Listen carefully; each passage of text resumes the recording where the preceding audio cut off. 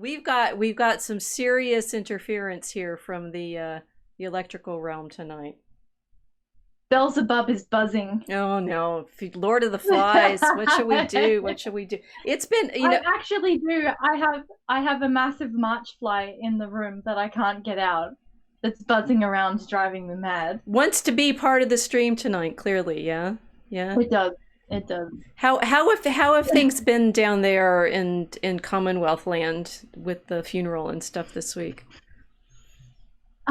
It's been interesting because, of course, it's the new thing to worry about, and so we have The Queen is the new thing the to worry new about?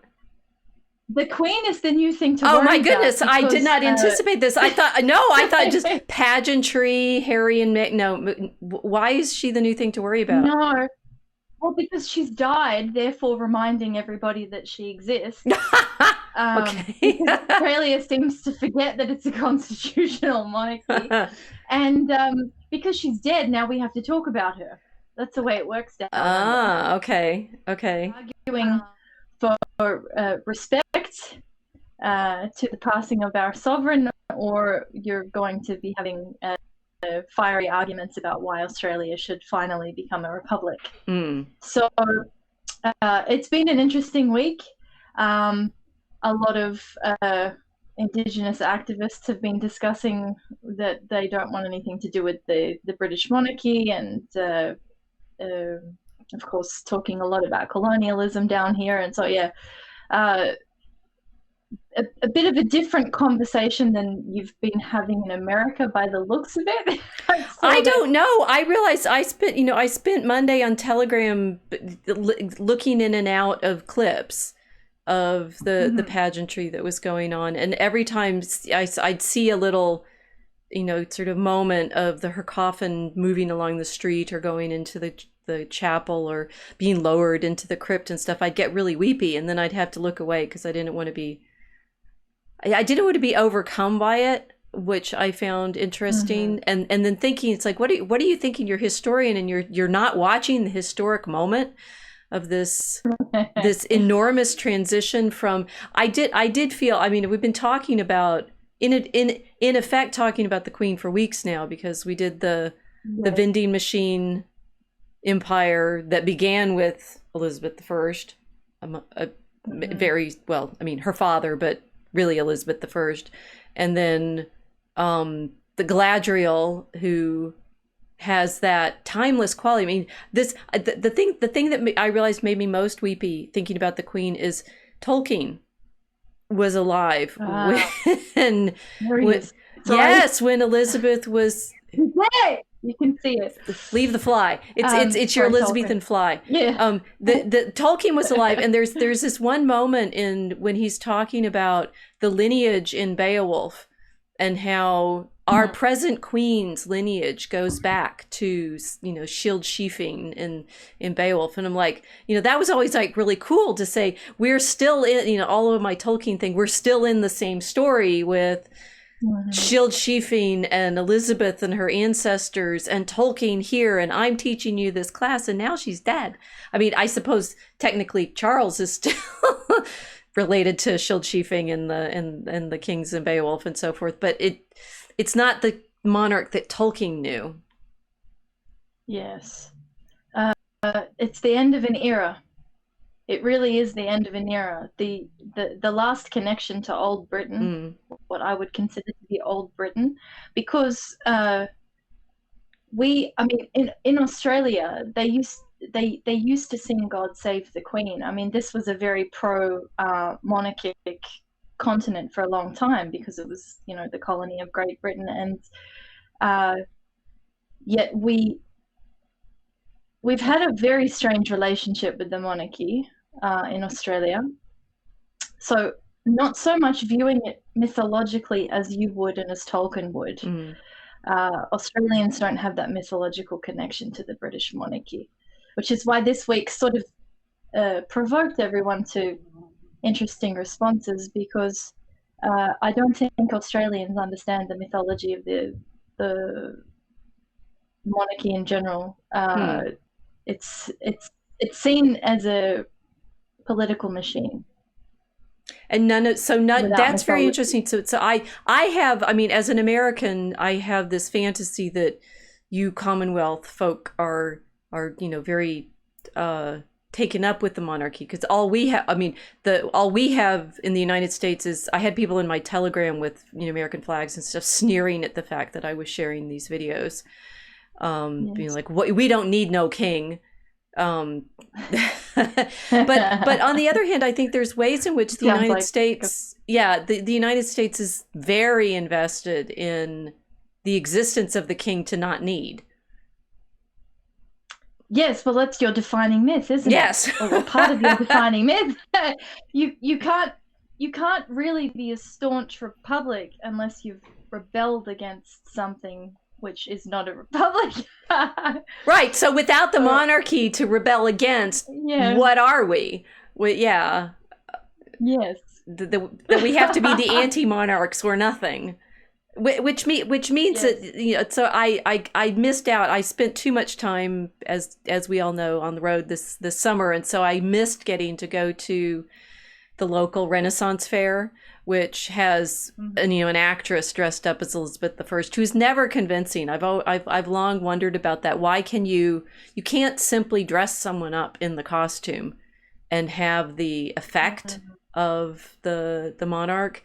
I mean, it's more than just the costume, although the pageantry in the costume is obviously part of it.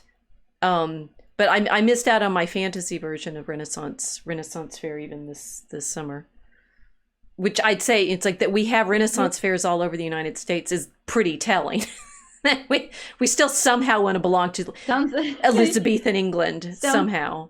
Yeah, it sounds like you're withdrawing from the pageantry of the British system a little. Me personally, or the United States? No, we want all of the pageantry. No, the United States. Yes, you do. You really do. The Australia. I don't think that we are. I don't know how to describe our relationship to the British monarchy very clearly, but people don't seem to understand that the Queen was the sovereign of the country. It's a kind of it's a distant amnesia of Britishness. That's the best way I can describe it here. Australia's forgotten what Britain actually was, and she's on the money, but there's no ritualistic connection to it in public life. So the passing of the Queen has been a kind of kick for everyone, and suddenly we have all the monarchists coming out of the closet saying, "Oh, she was our queen, we have to respect her," when as part of the conservative conversation, the monarchist position has not really been a part of that here. So it's very interesting that suddenly the conservatives of the country are defending monarchy when it's never really discussed as a fundamental part of conservative politics in Australia. I find that very interesting. That is very interesting. And we've had a lot of, it is very interesting. The loudest voices for the Republican movement in this country are now covering the Queen's passing, or they have been covering the Queen's passing in the last week. So there's always been a push in Australia to have a referendum and declare ourselves a republic, but for some reason Australians aren't ready to give up the monarchy, even though they don't really pay attention to it and don't acknowledge its existence. It's a very, very strange, very, very strange relationship with it. So there is a kind of amnesia here that has been broken by the funeral procession, it's a reminder that we come from Britain, we come from this system. I think that was probably the most in terms of the Australian observation of the Queen's funeral and all of the pageantry. We kind of got a bit of a poke down here to sort of say, "Oh, hi guys, this is what you're missing out on." I think this is the issue with the Queen, going back to the Queen's passing. Yep. people were jarred out of this atemporal uh, chaos and sort of judged and reminded, wow, actually we've got some origin somewhere else that isn't this landmass and whatever is going on here at the moment. So yeah, we don't have these layers to dig through compared to other parts of the world. So in terms of mythological retellings, we're in a different situation. Right. We have the ceremony around the Queen's passing and how that's tied into the sense of identity that Yes. either Australia has or the United States or the world. I mean, apparently most of the world, 2/3 of the world apparently watched the some part of the funeral, which is 0.66 of the world. Yeah, I paid attention to that for a little bit. That sort of structuring of meaning in ceremony and storytelling and memory does or doesn't take in different parts of the world because of the presence of these either architectural or remembered stories. And we're trying to figure out whether those, I mean, it's basically the secular stories versus the sacred stories, and whether that we can make a strong distinction between them. And for the Roman stories, saying that that's a kind of sacred understanding that they have of what Rome is, then it gets complicated, because all nations do have this kind of sacral reality. And but I just thought, thinking there as well, it says so in the Old Testament, because it says angels are given to the nations, so that every nation does actually have a angelic reality. It's just Israel is given, that one is Yahweh's. He's the angel of Israel, and all the other nations have their own angels. So is it just that the church has the right angel, the head angel, the great angel, the Lord angel? So when the story collapses, the city collapses. Yes. But what's interesting is yes, when the story collapses, the city is feared to be collapsing. And what's interesting about this for our present moment, like right now, is that's why we're all in such chaos around the world. I mean, okay, so Elizabeth just died. 5.7 billion people, apparently, somebody gave that number, who cares? 2/3 of the world's population watched that. They could see that the story was ending. Something terrible happened, even though we all knew she was going to die, because she's 96 and had lived well, but she was holding a story that now is over. She, by herself, Elizabeth, somehow that I do admire her immensely, although I have worries about her family. By her own faith, and I mean, my family and I always, my husband's actually English, so although I'm not sure he's a monarchist, which is complicated. I'm more of a monarchist than he is, maybe. That we always watch the Queen's speech for Christmas, and there is that. I mean, she gives that to the Commonwealth. She gave it to the world, and would be a Christmas speech. It would actually be a Christmas speech. And we know now that we've lost someone who's going to give the Christmas speech, because it's not really clear that Charles is going to give a Christmas speech. No. I'm not really sure if the head of the Church of England is going to give a Christmas speech. Isn't that an interesting crisis in the story? It's a big crisis in the story. It's a very big crisis in the story. And so what the theme that we've been, I think, wrestling with all evening is this, or in your day,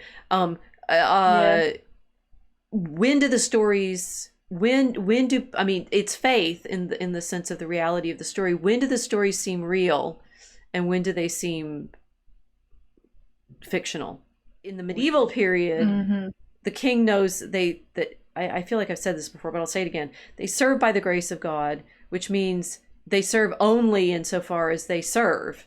And Elizabeth, I think Queen Elizabeth understood this, that she, this is why no matter what, it's like Elizabeth II served constantly.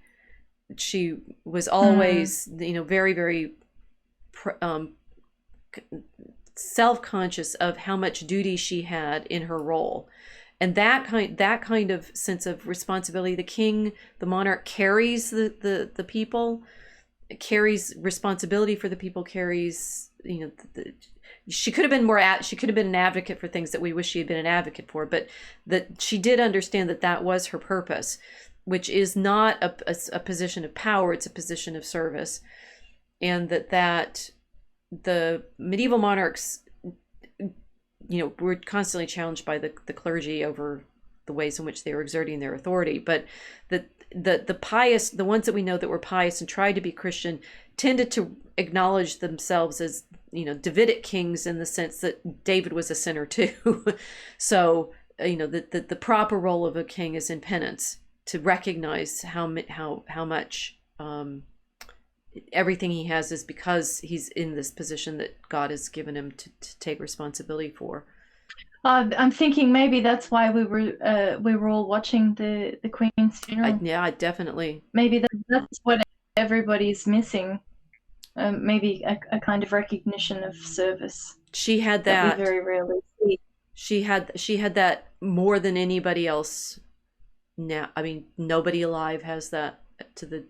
Maybe her grandson. I'm hoping that William has some of that. Charles, unfortunately, seems to use his responsibility in order to be on his own missions.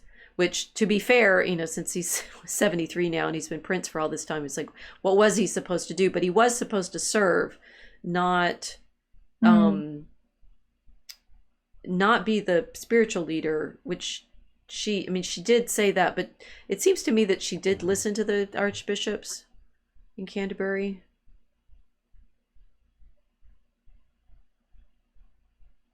And anyway, I think I was thinking about something else. I was saying that we recognize that Elizabeth did have this more ancient understanding of what the monarchy was supposed to mean. Mm-hmm. So in that sense, she was the reminder. She was the memory link between what the ancient monarchy was supposed to do versus what it became, and that's why the world is mourning so much. Yeah.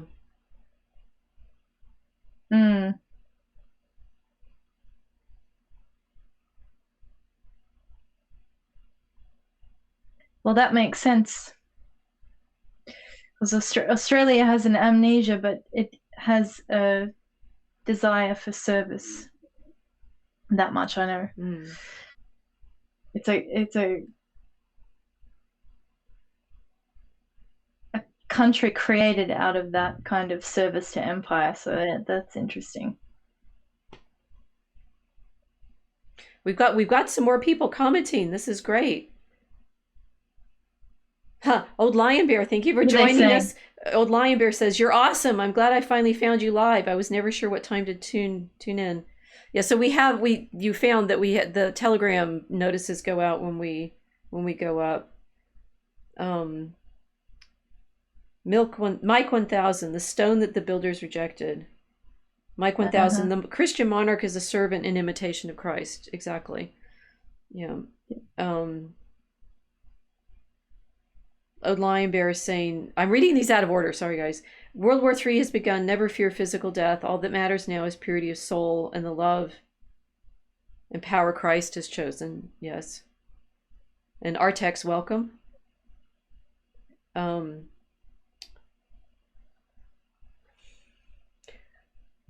Well, I feel like we solved some problems, and we're being about in the to be continued ... because one, I've forgotten what I was pulling together in there.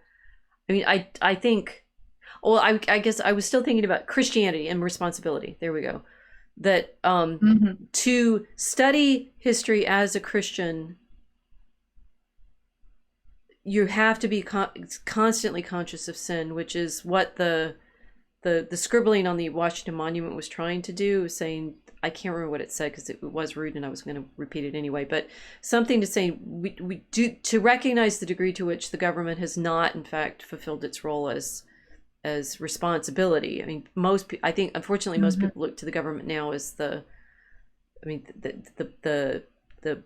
charity, the source of, all support, rather than, I don't know, we're not going to go there, but the secular history is always looking for the trick to make sure that you don't lose power, perhaps, and Christian history is looking for the ways in which we have failed to live up to the kingdom of God. That sounds pithy. Well, I feel like our audience deserves some answer, having stuck with us this evening. We did this sort of rolling wheel of exploration. Why Republicans are looking at the funeral of a monarch that they otherwise want to throw in the bin. Yeah. That's the only explanation. It makes sense. How can you be a rebellious anti-monarchist and glued to television set in mourning a queen? Right. I've mentioned this since the Queen's passing, but it's like confounded me because it's so illogical. I just cannot imagine how it to mourn the loss of pageantry of monarchy and yet at the same time be consistently pushing for a republican. It doesn't make any sense. So yeah, that makes sense. It's a service. People want the service. Yes. And I think I feel like we can't solve this yet. I don't know ever. But we've unpacked the problem in the right way. How do you activate that sense of the? I mean, we want be Christian. Okay, fine. But how does? I mean, maybe that is the answer. Without, except for the Roman. I mean, the ancient Romans did invent it to a certain extent. They were able to invent this pageantry and this, except for the fact that the empire was quite brutal and did have those games. I feel like we've gotten to the point where we know what the question is, and I don't know how to answer it yet. How do you because I mean the Christian nationalists are trying to wrestle with this. You can't simply build a building and make it the magic building work. It doesn't work simply with one charismatic leader, either a Trump or a Washington, or that something else has to be happening that the people recognize themselves in the leader. Otherwise, it's just fascism or totalitarian theater. Well, maybe this is the to be continued. I think we're at the to be continued. Guys who are watching, do you have any ideas? Mel says she thought her coronation was divinely instituted, but that was thrown away with statues of Mary. Okay, we need to bring Mary back in. We'll get her back in. Casey, Elizabeth II was the last reminder of what a Christian monarch should be. The people mourn the loss. Mel says, Wheel of Fortune. Yes, O Fortuna. Yes. Oh yeah, we can play some Carl Orff to play us out. I don't know. I feel smarter and just as confused as we were when we started. I don't. How do we? I think we have a good question now. What was the world remembering when it was staring at Elizabeth's procession? Well, I think I understand that. What I don't know, and this is the sort of the invention of history, the invention of community, the invention of, I mean, we're trying to find out is where does faith come from? Where do you suddenly, and what I was going to say back when I first invoked Augustine is what Augustine understood as conversion was the recognition of yourself in that story. the recognition of yourself in the story of the church. And we are trying to understand how we bring people to that, I would say.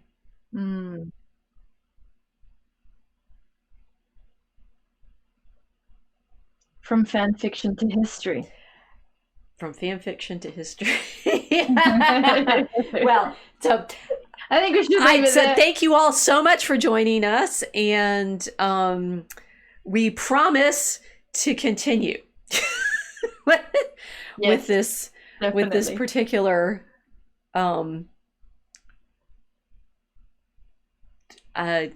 exploration of the electric mosaic. Thank you for joining, and God save the Queen. Or the King. Now, long live the King, till he can to recognize the role that he's supposed to have. That would be nice. Pray for Charles. Okay. Night, everyone.